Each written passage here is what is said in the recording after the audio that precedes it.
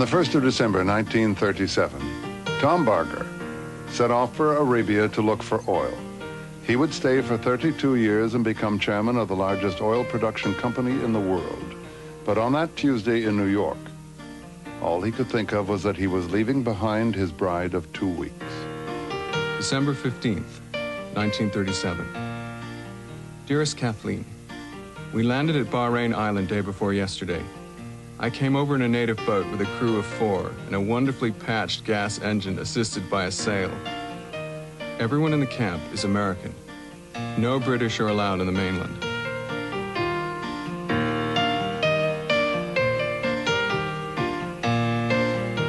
January 31st, 1938. Tomorrow we go into the desert again. We'll strike off to the southeast into Virgin Territory.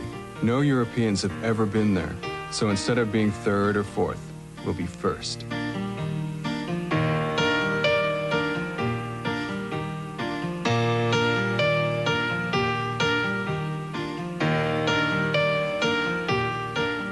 From a geological standpoint, it should be interesting.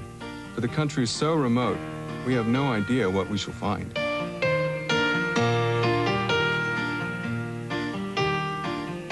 May 5th, 1938. The weather was hotter than hell. I don't know how the Arabs can walk barefoot in the sand. The sand is uncomfortably hot on the hands when digging out the wheels. The metal parts of the car are too hot to push on without putting a handkerchief around your hands. Dear Cass, the days are very long without you, Cass. I would give a great deal for just one long look at your brown eyes. Somewhere I read a line, I shall love you until the sands of the desert grow cold. Don't believe it. I shall love you much longer than that.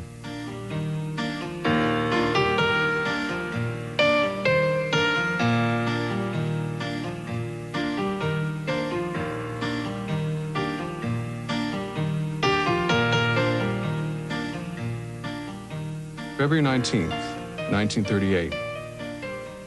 I don't have much news on the chances of getting you here, as it all depends on the oil wells in Arabia.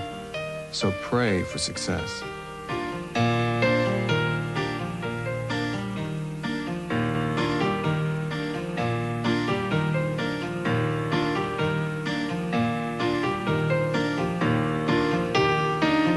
Tom Barger was fascinated by everything he saw. He soon learned to speak Arabic, and he learned how to deal with royalty. The king was at El Kharj at the time. He had sort of a summer home there, and Tom Barger had a globe of the world with the countries and continents on it, and showed where Saudi Arabia was, where the United States was, and what have you. At that time, there was a lot of publicity in the news about Mars. They'd discovered something new about Mars. And the king, he was very interested in Mars. He was very inquisitive. And he said, I'll bet there's life on Mars, and they'll get up there someday and they'll find out.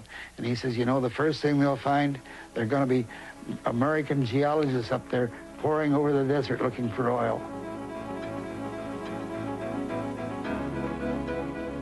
The company is going in for Arabia in a big way. They've started building duplexes, and new men are coming in all the time.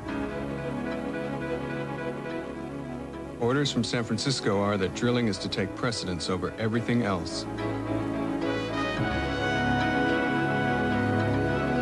Finally, after almost 5 years of disappointment and discouragement, well number 7 struck oil.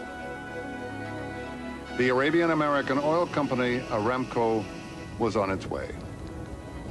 By coincidence, Queen Victoria's granddaughter was visiting Ibn Saud at that moment. The Countess of Athlone sent a message back to England. I think the Americans have stolen a march on us, she said.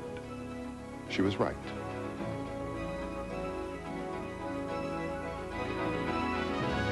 Dear Cass, yesterday well number 7 blew in with a roar. Everyone is very optimistic. The more oil we find, the more people will come, and the sooner I'll have you here with me.